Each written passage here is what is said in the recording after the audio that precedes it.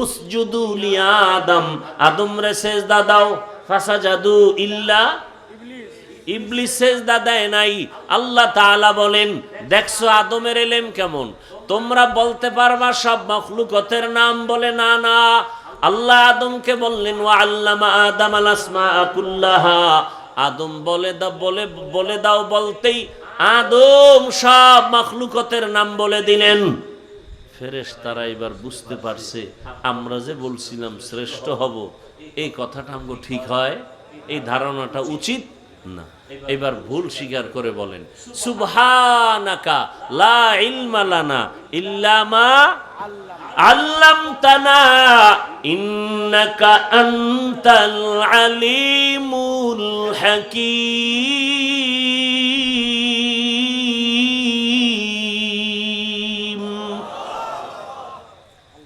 আল্লাহ আপনি পবিত্র, আপনি যে ইলম শিক্ষা দিয়েছেন এর বাইরে আর কিছু আমরা জানি না। আর মনে মনে যে ভাবছিলাম শ্রেষ্ঠ হব, ওই ধারণাটা ভুল, দয়া করে ক্ষমা করে দেন। আচ্ছা, এই যে ক্ষমা চাইলেন, একটা ওসিলা পেশ করলেন, কি কথা বলেন না কেন? ওসিলা কি? ওসিলা আমল। ওসিলা কি? আমল। অনেকে বলে আমগো দেশে নতুন নতুন মুফতি, আলেহা মুফতি কয় আমগো বরিশাল্য ভাষায়, লিখতে জানে না, মুসবার জম। এরা ফতুয়া দেয় ওসিলা দিয়া দোয়া করা বেদাত, আর আমি আজ বলে গেলাম ওসিলা পেশ করে দোয়া করা সুন্নাত। ওসিলা দিয়া দোয়া করা, ফেরেশতারা ওসিলা পেশ করলেন কি? এখান থেকে আমরা যে প্রথম আসমান দেখি, এইরকম আসমান আছে কয়টা? কথা বলেন না কেন? এক আসমান থেকে আর এক আসমানের মাঝখানে ফাঁকা জায়গা, মহাশূন্য, 500 বছরের দূরত্ব। এইভাবে 7 আসমান, 7 আসমানের উপর একটা ঘর আছে, নূরের ঘর, কাবা। কিসের বানানো? নূরের। ফেরেশতাদের কাবা। এমন কি আজকেও কিতাবে দেখলাম, আস্তে আস্তে যতটা জমিন আছে প্রত্যেকটা জমিনে কাবা আছে, যতটা আসমান আছে প্রত্যেকটা আসমানে কাবা আছে। ফেরেশতাদের কাবা 7 আসমানের উপরে, নাম বাইতুল মামুর। মুহূর্তে 70,000 রহমতের ফেরেশতারা তাওয়াফ করে। আজকে যাদের সিরিয়াল আসছে, কিয়ামতের আগে আর সিরিয়াল নেই। কি পরিমাণ ফেরেশতা আল্লাহ বানাইছেন! আল্লাহ তাআলার কাছে ফেরেশতারা বলেন, আল্লাহ বাইতুল মামুর যে তাওয়াফ করলাম, ওই তাওয়াফের ওসিলায় আমাদের মাফ করে দাও। আল্লাহ কয়, তোরা গুনাহ চিনই না, সামান্য একটু ধারণার ভুলের জন্য একটা তাওয়াফকে ওসিলা বানাইলি ক্ষমার, আর আমি যাদের শ্রেষ্ঠ বানাবো তারা তো কত গুনাহ করবে। হাতের গুনাহ, চোখের গুনাহ, জবানের গুনাহ, অন্তরের গুনাহ, শিরিকের গুনাহ, কুফরের গুনাহ। তাহলে তাদের জন্য তো এরকম একটা ক্ষমার ওসিলা পেশ করার ব্যবস্থা করা দরকার। আল্লাহ কয়, জিবরাইল এবার যাও বাইতুল্লাহ বানাও। আর ঘোষণা দিয়ে দিলেন, বাইতুল্লাহ তাওয়াফ কইরেই যে আল্লাহর কাছে লাব্বাইক বলবে, এর জীবনের সব গুনাহ মাফ। ইন্না আউয়ালা বাইতিন উযিআ লিন-নাস লাল্লাযী বিবাক্কাতা মুবারাকান ওয়া হুদা মুবারাকান ওয়া হুদাল লিল আলামিন।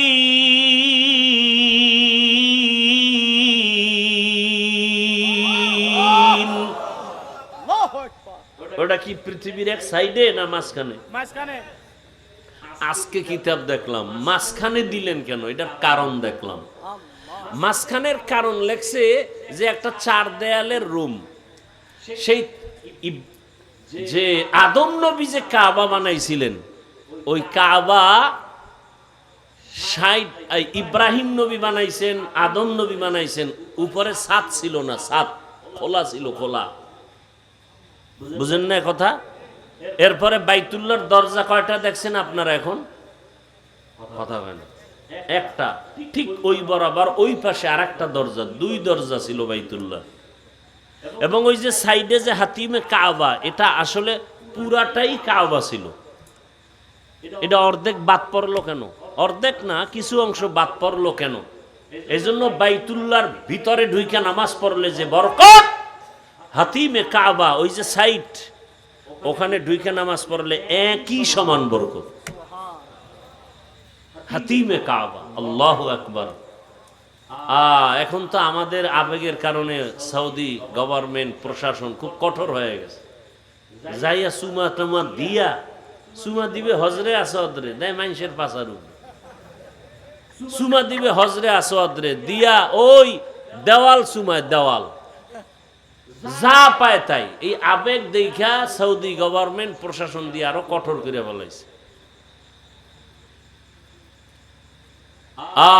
নবী বলছেন, আজকেও হাদিস দেখলাম যে তোমরা হজরে আসওয়াদ পাথরকে বেশি চুমা দাও সুযোগ পেলেই, কারণ তোমার জীবনের গুনাহ টেনে নিয়ে যাবে।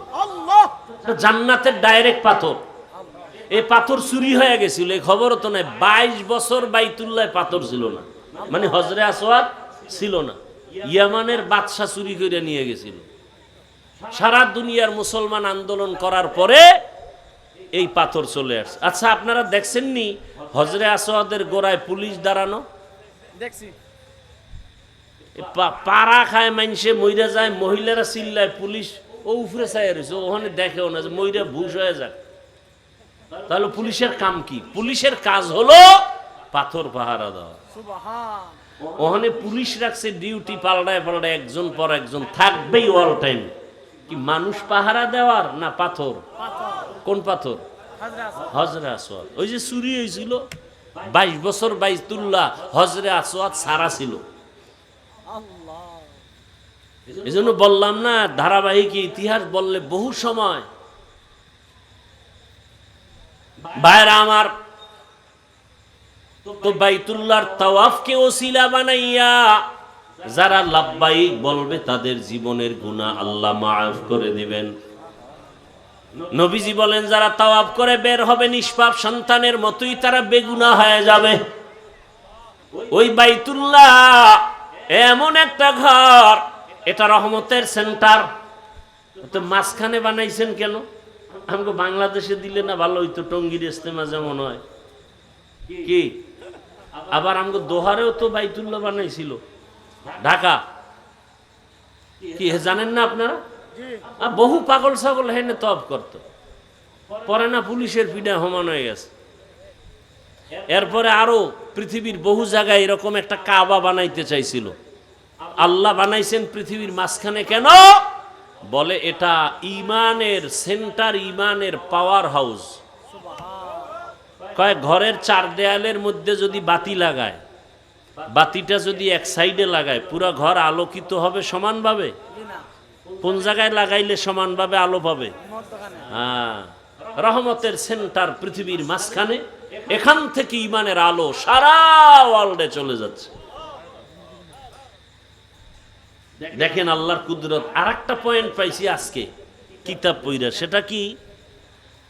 নবীজির সুন্নাত হলো ডান থেকে শুরু করো, জুতা পরো আগে কোন পা, পানি পান করো কোন হাতে? ডান হাতে। মসজিদে ঢুকো কোন পা? কিন্তু বাইতুল্লাহ যারা হজ করছেন, এরকম 2-1 আসেননি? ওমরা করছেন, হজ করছেন, এরকম কেউ নাই। কেমন সান কবাল্লা হাতু ডান? তাওয়াফ করছেন না?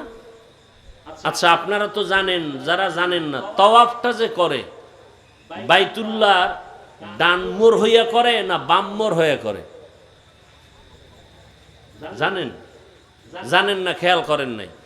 হজরে আসওয়াদ থেকে তাওয়াফ শুরু, হজরে আসওয়াদ থেকে, ওখান থেকে তাওয়াফ শুরু। কি পিছনে না ওদিকে? বামে। অর্থাৎ আমার এই বাম সিনা থাকবে বাইতুল্লাহর দিকে, এই বাম পাশ থাকবে কই? তাহলে বাম দিকে ঘুরে, বারবার বাম দিকে ঘুরে। কয় চক্কর? 7টা। সব দিকে ডান।